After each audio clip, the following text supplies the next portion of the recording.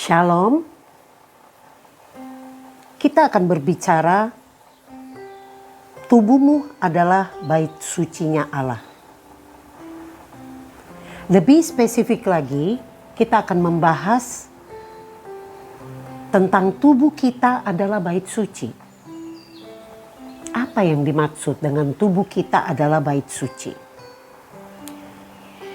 Saudara, segala hal yang kita pelajari dari Alkitab tentang bait suci di Yerusalem atau bangunan bait suci di Yerusalem adalah gambaran yang menjadi kenyataan di dalam tubuh kita yang telah dibeli dengan darah anak domba Allah sekarang. Jadi sejak seseorang dilahirkan baru, ia menerima Tuhan Yesus sebagai Tuhannya. Dan roh Tuhan Yesus diberikan kepada orang itu masuk ke dalam hatinya. Benih-benih Yesus masuk ke dalam hatinya. Ya saudara, jadi ketika kita berkomitmen untuk menerima Yesus sebagai Tuhan dan Juru Selamat, Roh Kudus ditempatkan di dalam diri kita menjadi meterai yang menandakan bahwa kita miliknya Allah. Dan Roh Kudus ini yang akan menumbuhkan benih-benih ilahi di dalam diri kita. Benih-benihnya Yesus di dalam diri kita. Sehingga firman Tuhan selalu berkata kita akan serupa seperti Tuhan Yesus. Mungkin saudara akan berpikir, wah mana mungkin, itu kan Tuhan. Ya saudara, sementara Allah mau kita harus serupa seperti anaknya. Karena memang Tuhan Yesus datang ke muka bumi ini membawa contoh kepada kita. Ini loh jalannya. Tuhan sudah memberikan contoh. Sehingga kita tidak perlu contoh-contoh yang lain, cari hal-hal yang lain untuk bisa mendekati Tuhan. Mendekati Allah Bapa. Karena sudah dibawa oleh Tuhan Yesus. Dicontohkan kepada Tuhan Yesus. Jadi ketika kita menerima Dia sebagai Tuhan dan Juru Selamat kita, maka kita dimeteraikan oleh Roh Allah di dalam diri kita, yaitu Roh Kudus yang akan menolong kita untuk bisa sama seperti Kristus. Ya saudara ya. Jadi disinilah dikatakan seperti itu bahwa kita akan berubah. Sejak itu pula tubuh kita akan berubah menjadi bait sucinya Tuhan Yesus. Hati kita akan menjadi ruang Maha Kudus, jiwa kita menjadi ruang kudus, dan tubuh kita menjadi halaman luar atau pelataran bait suci. Ya saudara, jadi dulu adalah bangunan, tetapi sekarang ketika Tuhan Yesus datang, kita menerima Dia sebagai Tuhan dan Juru Selamat. Konsekuensinya adalah kita menjadi tubuh bait sucinya. Bait suci. Dulu bait suci di kemah, bait suci di bangunan. Saat ini bait suci adalah kita. Ya saudara ya, jadi tubuh kita berubah menjadi bait sucinya Allah. Hati kita adalah ruang Maha Kudus, jiwa kita adalah ruang kudus, dan tubuh kita menjadi pelatarannya. Ketika Tuhan Yesus memasuki tubuh kita, Ia membawa air yang hidup, yaitu firman. Yang akan mengubah kita menjadi mata air yang terus-menerus memancar sampai hidup yang kekal. Wow, dahsyat. Ya saudara, jangan anggap remeh dirimu. Engkau luar biasa, engkau sangat dikasihi oleh Allah. Jadi saudara, bait suci yang kita pelajari, yang kita tahu di Alkitab, ini adalah gambaran dari tubuh kita. Ya, jadi ketika Musa naik ke Gunung Sinai, ia mendapatkan patron atau contoh dari bangunan bait suci. Dan pada waktu zaman pemerintahan Raja Salomo, ia mendirikan bangunan bait suci. Itu Tuhan Yesus datang. Tuhan Yesus membawa satu perubahan yang baru. Bait suci itu bukan bangunan lagi, tetapi bait suci itu adalah tubuh kita. Ya saudara ya, jadi kita ini adalah tubuh kita ini adalah bait sucinya Allah. Tempat di mana Allah berdiam, tempat di mana Allah bertakhta di dalam hidup kita. Jadi tubuh kita ini adalah tempat di mana Allah tinggal. Segala sesuatu kita harus tanya kepada Dia yang memiliki tubuh ini.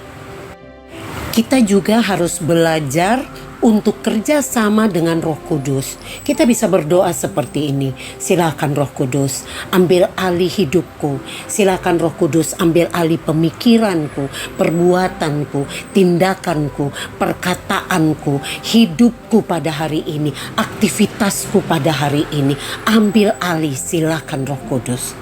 Ya, jadi kita harus minta tolong Roh Kudus untuk mengatur hidup kita agar hidup kita yang kita jalani tertib. Karena kita adalah baitnya Allah. Bait sucinya Allah. Benih-benih Yesus dipertumbuhkan oleh Roh Kudus yang ada dimeteraikan di dalam kita. Jadi Tuhan Yesus masuk menetap dalam tubuh kita, tetapi Ia juga membawa air yang hidup itu. Ya, yaitu firman-Nya yang akan mengubah kita. Firman itu dicatat di dalam loh-loh hati kita. Zaman dulu firman itu dicatat di loh-loh batu. Tetapi saat Yesus datang, firman itu dicatat di dalam loh hati kita. Sehingga firman itu memancar keluar, ya. Memancar keluar seperti mata air yang terus-menerus terpancar dalam hidup kita. Oke, kita lihat ayatnya. 1 Korintus 3 ayat 16 sampai 17. Dikatakan demikian. Tidak tahukah kamu bahwa kamu adalah bait Allah dan bahwa roh Allah diam di dalam kamu? Jika ada orang yang membinasakan bait Allah, maka Allah akan membinasakan dia. Sebab bait Allah adalah kudus dan bait Allah itu ialah kamu. Ya. Ketika kita menerima Yesus, kita bukan milik kita lagi, tetapi kita adalah gambaran kesucian Allah. Kita dibangun menjadi tempat kediaman Allah di dalam roh kita. Semua orang percaya adalah bait yang hidup dari Allah. Bait Allah, bangsa Yahudi diperuntukkan bagi tujuan suci saja untuk beribadah kepada Allah secara langsung pada saat itu.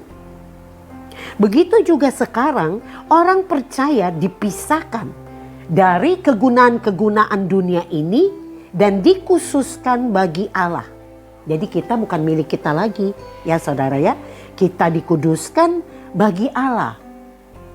Ya saudara, luar biasa. Kita harus tahu bahwa hidup kita sangat berharga di mata Tuhan. Oke, kita lihat ayat berikutnya. 1 Korintus 6 ayat 19. Dikatakan, atau tidak tahukah kamu bahwa tubuhmu adalah bait Roh Kudus yang diam di dalam kamu? Roh Kudus yang kamu peroleh dari Allah, dan bahwa kamu bukan milik kamu sendiri. Ya, jadi tubuh kita ini adalah bait Roh Kudus, tempat tinggal pribadi Roh Kudus. Karena ketika Roh yang telah membangkitkan Yesus dari antara orang mati itu, ya, tinggal di dalam kita, maka Dia akan menghidupkan tubuh kita yang fana itu. Dan karena roh itu diam di dalam kita, makanya dikatakan kita bukan milik kita sendiri, tetapi miliknya. Itulah sebabnya kenapa kita disebut anak-anak Allah. Ya, firman Tuhan katakan bahwa semua orang yang dipimpin oleh roh Allah adalah anak-anak Allah. Kamu tidak menerima roh perbudakan yang membuat kamu menjadi takut lagi.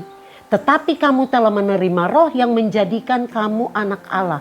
Oleh roh itu kamu berseru, ya Aba, ya Bapa.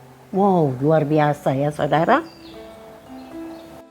Kita juga dimeteraikan dengan Roh Kudus. Kita bisa lihat ayatnya Efesus 1 ayat 13 sampai 14. Dikatakan begini, di dalam Dia kamu juga, karena kamu telah mendengar firman kebenaran, yaitu Injil keselamatanmu. Di dalam Dia kamu juga, ketika kamu percaya, dimeteraikan dengan Roh Kudus yang dijanjikannya itu. Roh Kudus itulah jaminan warisan kita sampai kita memperoleh penebusan yang menjadikan kita milik Allah untuk memuji kemuliaannya.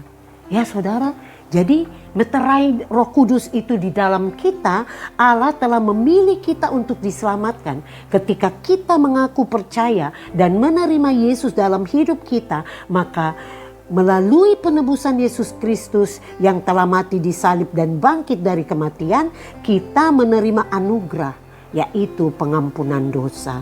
Dan dimeteraikan oleh Roh Kudus, dilahirkan oleh Roh Kudus, masuk sebagai keluarga kerajaan surga, menjadi miliknya Yesus sepenuhnya.